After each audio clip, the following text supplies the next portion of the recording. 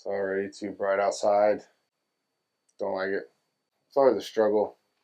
Like way back here's all blown out, but I'm good now. But then I need more light in front of me if I want the back to look good. So some days it's just easier to use the iPhone. What's going on, everybody? Sun's in my eyes. I need some glasses, huh? All right, much better. We're going to be doing a walkthrough of my 2018 Mako Pro Skiff 15.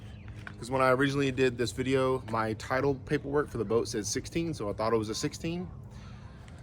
They let me know in the Facebook groups very quickly how wrong I was. Trust me, man, they're so quick in those groups.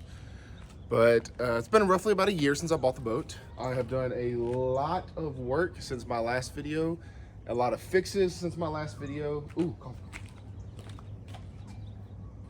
And we're going to be doing a walkthrough of this platform. This is my first time owning a skiff. The boat I had prior to this was a 23-foot Epic. It was a center console V-hull shaped bay boat. I loved it. I bought it brand new and I had it for about 2 years and decided that no longer needed it. It was very expensive to keep up with, very expensive to store. It was costing me about 600 bucks a month. Did the kayak thing for several years. I do currently have another kayak. I got to finish repairing it after I broke it. That's my first Jackson. I've veered away from Hobie because I fish a lot of shallow water a lot of the time, and I really like how the recessed drive on the Jacksons comes up into the kayak. But this is my first skiff, and I was honestly really skeptical before I bought it of the shape of the hull and just kind of how it rode. But since purchasing it, this is probably my favorite fishing vessel I have owned thus far. And I've spent a lot of time in fishing vessels and owning fishing vessels. And I say that because I've had a multitude of kayaks and boats. I had a little John boat at one time I built out into like more of like a flats boat, but it's super light, super easy to tow. My truck really doesn't see much of a gas mileage difference when I tow it. And because it's so short, I can really maneuver very easily, pretty much in almost the same areas that the kayak fishermen go. Is kind of what I look for when I'm launching in the boat, because I'm able to get into all those areas. I can draft about 4 inches. I can draft about 4 inches. Gonna need some more coffee. Okay, well, let's walk over here. We got a good frame. There we go, good frame, somewhat. Starting with the outside of the boat, as far as the trailer goes, I have redone all the trailer wiring myself. Because when I had the rear axle redone, which by the way, in 2018, I don't know why Mako decided to have some very odd numbers when it comes to the bearing sizes and the axle size and like the distance between the shackle bolts. Like I was trying to fix an axle myself, or trying to fix that axle myself, and realized that it was better I just brought it to McLaren trailers and had them put a whole new boat axle underneath it. That's a more standardized size, so if something happens, I can get the part readily. It took me almost 2 months of trying to figure out how to put a whole new axle underneath here because all the sizes were so odd. So I decided, screw it, and we just put a whole new axle underneath the boat, and it was much easier. And they did these no lube bearing axles, trailer hubs. So they're lifetime warranted with, you don't have to grease them. Now when I called and talked to them about that, they said if it ever like breaks or whatever, like just bring it right back to them, they'll replace it for free. But I explained to the guy, I drive 30,000 miles per year, which is probably what they expect somebody to drive these on after 5 to 10 years, possibly, maybe, not even that much. But he just told me, well, if they wear out in a year, to bring them back. So McLaren trailers, the boat axle cost me about 900 bucks installed, but they didn't do a good job on my wiring. So I went back and redid all my wirings. The first time I launched the boat, I lost half the wiring, lights, and when it comes to my electrical, I always heat shrink and then also put liquid electrical tape over the heat shrink, because one, salt water gets into everything, and number two, once water gets in there, you got to replace all the wiring, because you can only cut back so far, but it's in the wiring, so you have to replace all of it, and you're just gonna have more problems. Moving around to the back. Now, something that I did, I bought this trailer kit here. Bought this on Amazon. It's rubber. You get these rubber flaps. Every boat trailer I've ever seen has this zip tied whatever, like just rips off. Like I've went through 3 of these license plates trying to keep these things on here. Now, it didn't really fit the way I wanted it to, So I did kind of have to do some redneck engineering in the back and use some strapping material that I would normally use for like exhaust pipe or, damn, that plane is loud. Ooh. Yeah, so I use strapping material on the rear. This is what I would normally use for like exhaust pipes or different plastic pipes around the house, which I see that's a little loose. Probably should tighten that down some more. And then instead of using anti-seize or some Loctite, that's what I had liquid electrical tape in my hand, so I just went ahead and put a liquid electrical tape over the tops of all this, because I also kind of wanted to coat the nuts and bolts. That way, if they don't really rust that much. Can't really do that with Loctite. So this has worked really well. As you can see, I've hit it on several things, and it just bounces right back. I don't gotta lose my license plate, and I don't have to have some funky mount that comes up here. That's pretty much it for the trailer. Moving to the motor. The 60 horsepower Mercury, this is the upgraded motor that comes in available options for this boat. It's still, I believe, a little underpowered. And I'm currently looking at options too. There are several companies that make tuners that get about 25 more horsepower out of the motor. And I was skeptical with tuners for a very long time until I tuned my truck. And it really opened up the truck a lot more than way more than I expected. And from what I've seen, most people say they get about 25 horsepower more when they tune these engines, which is about what I would need. Now, if you look down here, get the other half of my tripod in my hand. This is a hydrofoil by SC Sport, the 300. The quick clip does not work with this motor, even though it does not say it doesn't work. The assholes know it doesn't work, and they just haven't put it, like, whatever.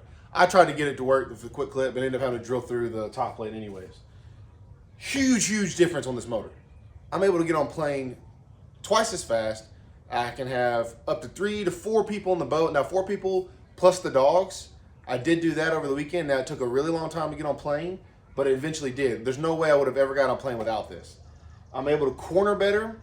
I can just overall, the performance that this added for $60 was incredible. I'm probably going to have this on every boat moving forward, just because it does increase the performance so much. Had to get more coffee. Iron Bean Coffee Company. Yes, I am somewhat sponsored by them. Every now and then they send me a bunch of coffee.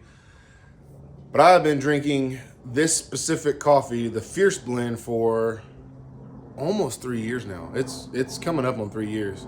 And I live by it. It's double caffeinated, but it's not so bold that you taste it and it's like, oh, it's coffee. Like, no, it's really good. It's really smooth, and it'll light your ass up in the morning, let me tell you.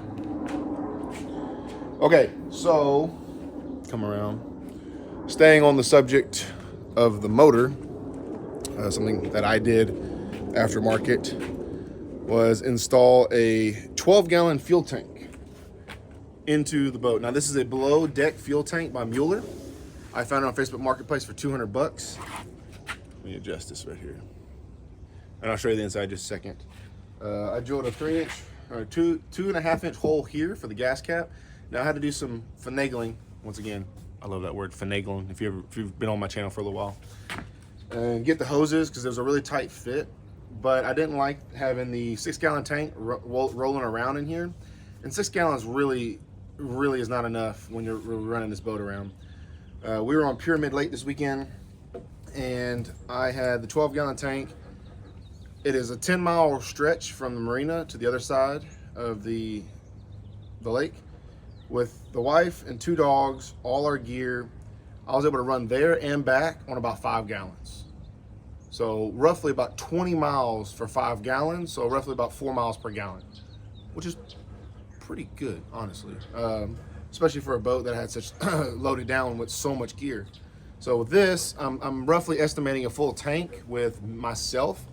I could easily get 40 to 50 miles out of this, and that is not hard to do especially if you're running around some of these larger lakes or saltwater and you're really trying to go to different areas and testing things out.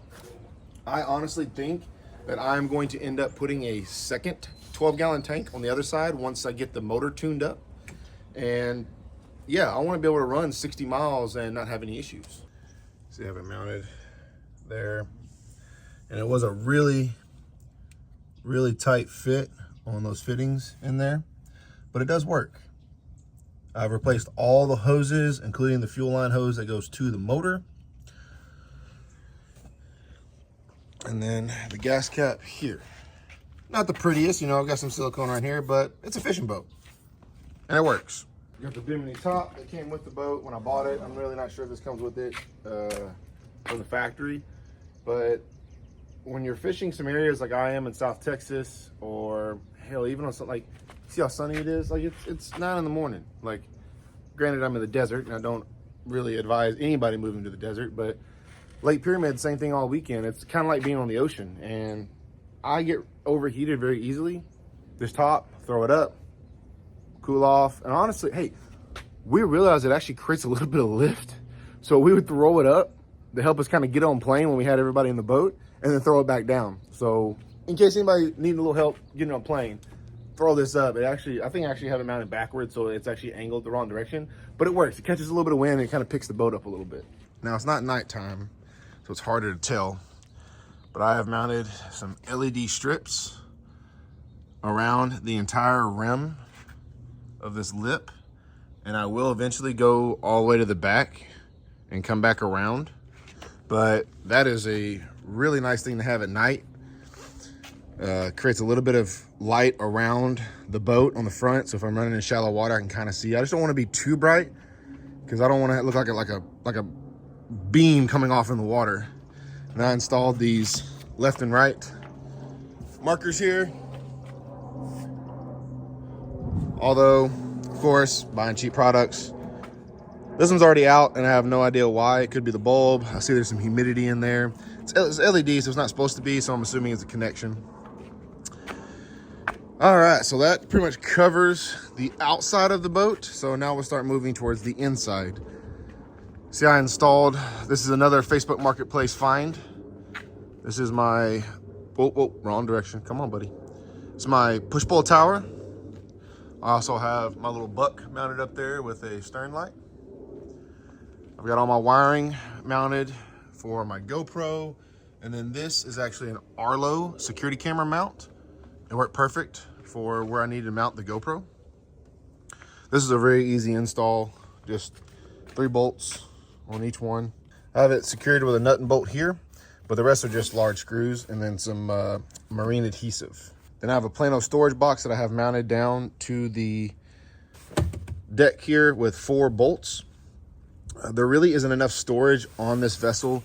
There's a little bit in the front and that hatch there, but after you have all your secure safety gear, there really doesn't leave much room for your fishing equipment. So I pretty much keep all my lures and hard tackle in here. in here.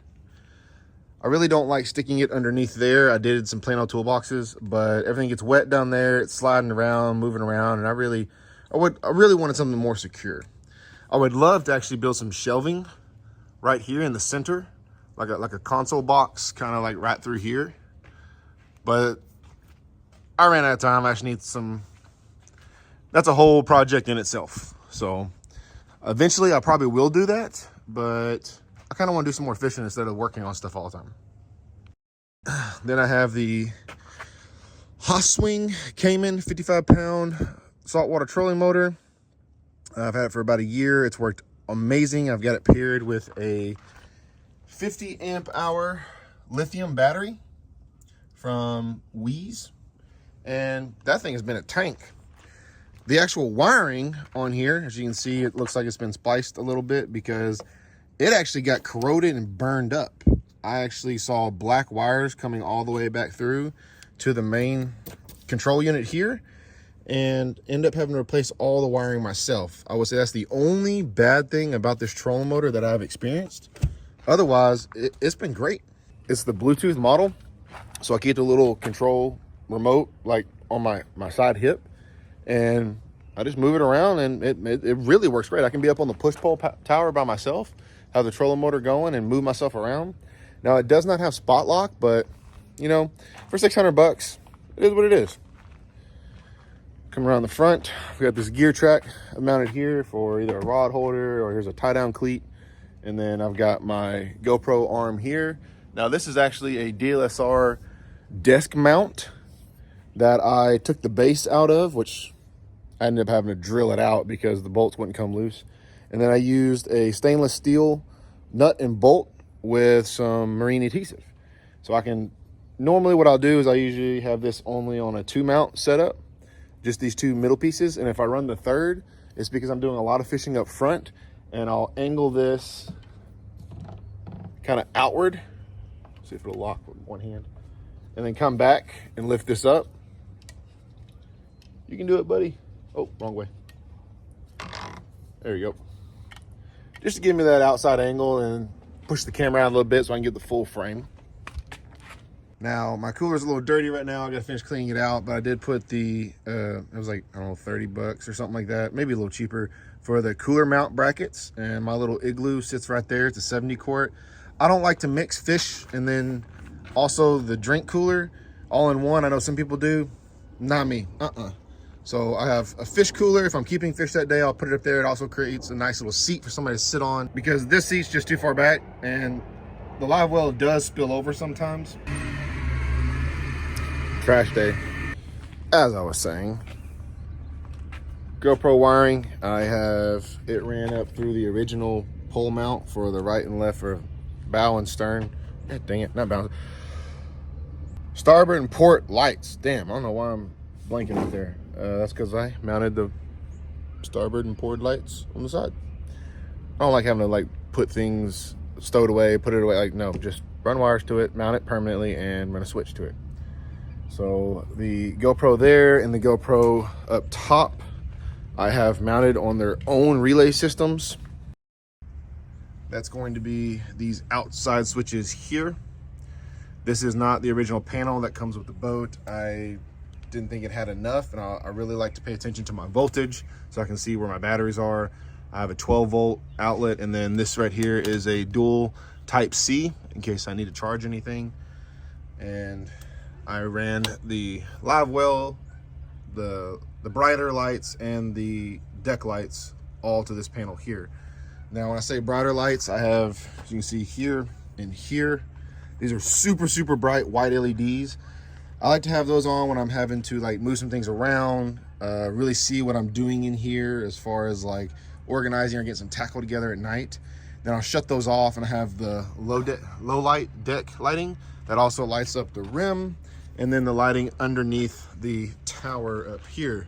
So I can see, but it's not so bright that the water is just kind of like blinding, because that'll happen. The boat's gonna be so bright with those lights there that I can't even hardly see outside of it. Yeah, you can see I kind of have the anchor chilling because I bought this mount that goes on the front but doesn't quite extend far enough out. I really want to have the anchor mounted off the front of the boat, just kind of holding still, because it takes up a lot of room. It can get very messy, and I get tired of cleaning out that organizational box up there, storage box.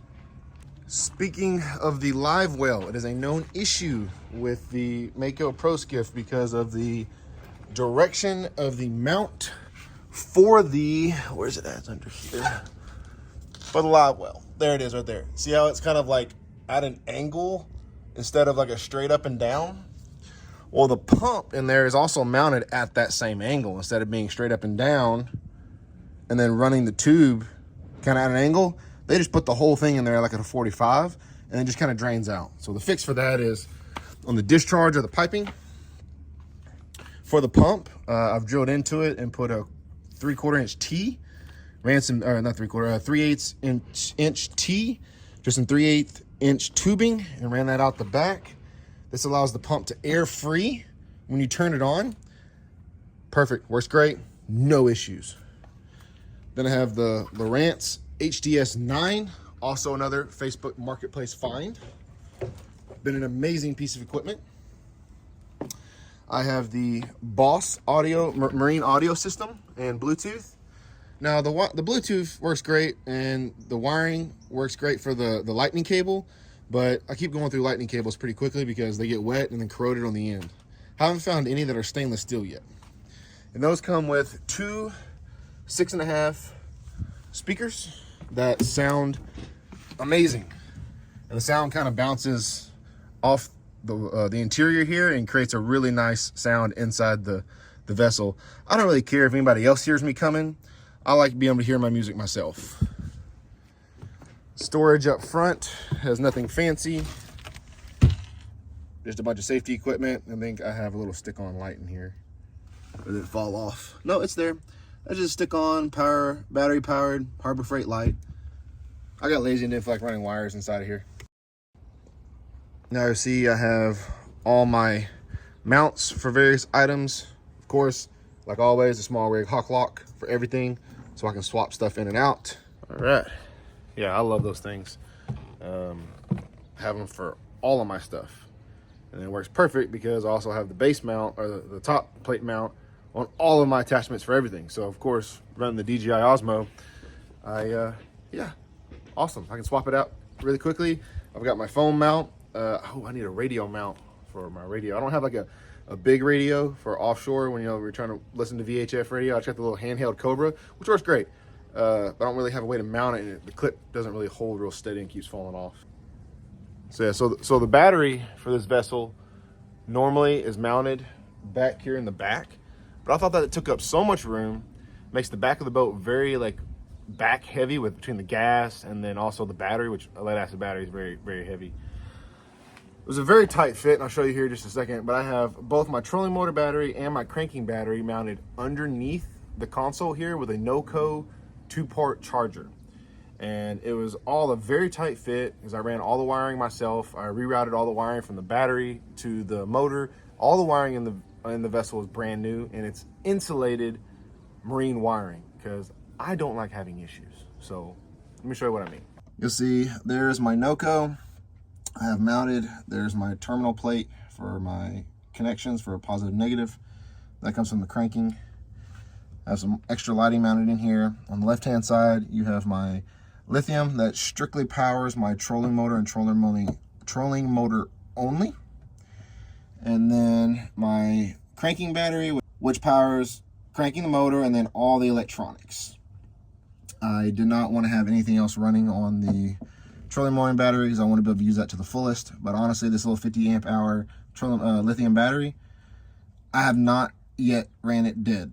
And I have been fishing with this thing for a long time. I went fishing for 3 days down in Florida and realized that it wasn't charging. And I never even ran out of battery. Like it ran the entire time and did exactly what I needed it to. The Noco charger, I've mounted through the through hole here so I can quickly, I don't have to be in the boat. I can reach from the outside and plug the boat right up. Don't get me wrong, it was all a very tight fit. And I was very frustrated most of the time trying to get it all in there. But once it was done, it's done. The only thing next is I will be doing a cover plate for the hole here. There's several people that make one, including Mako, and that'll completely seal off all my electronics from any outside water source that could possibly cause any kind of corrosion, which I don't want. And every single connection in this boat has been dielectric greased. If you don't know what dielectric grease is, I'll put a link to it down in the description below, and also a link to the railing mounts here that I've been using, because it took me a really long time to find the right size railing mounts. I went through three different packs through Amazon trying to find the right size, and finally found these, and they've been great. Now, if I can only find somebody who makes a 2-inch rod holder mount, everything's 1.75, because that's what most towers are. But push-pull towers are thicker because of the weight, versus just like a normal canopy tower, which is when you'll see a 2-inch, you see a 2 to 3 inch on the main support beams, but around the top where all your rod holders are, it's 1.75. It's very annoying. But yeah, that would be the 2018 Mako Pro Skiff. I would say maybe content creator edition, the way I have everything mounted up here. But great platform. If you're skeptical about getting a skiff, because don't get me wrong, online they look kind of weird. I'm not gonna lie, they look very weird. But like I said, this is probably the best platform I've ever owned. It takes waves great because it's got kind of a catamaran style hull, and it's lightweight. It's got a 5-foot beam, so it's super wide. I can walk around no problem, and I highly recommend this boat. Like I really do. I've been on a ton of different boats, and I've owned several different kinds of boats. And I honestly don't think I'll ever not own a skiff. This is a great platform. And if there's anything, ooh, the light is bright. And if there's anything I missed, or if there's anything that you guys want me to go more in depth over, or how I did something, or how something's wired up, yeah, let me know in the comments below, and I'll do my best to either answer your question or create a video over it. And like always, I'm terrible at outros, so until next time, stay tuned.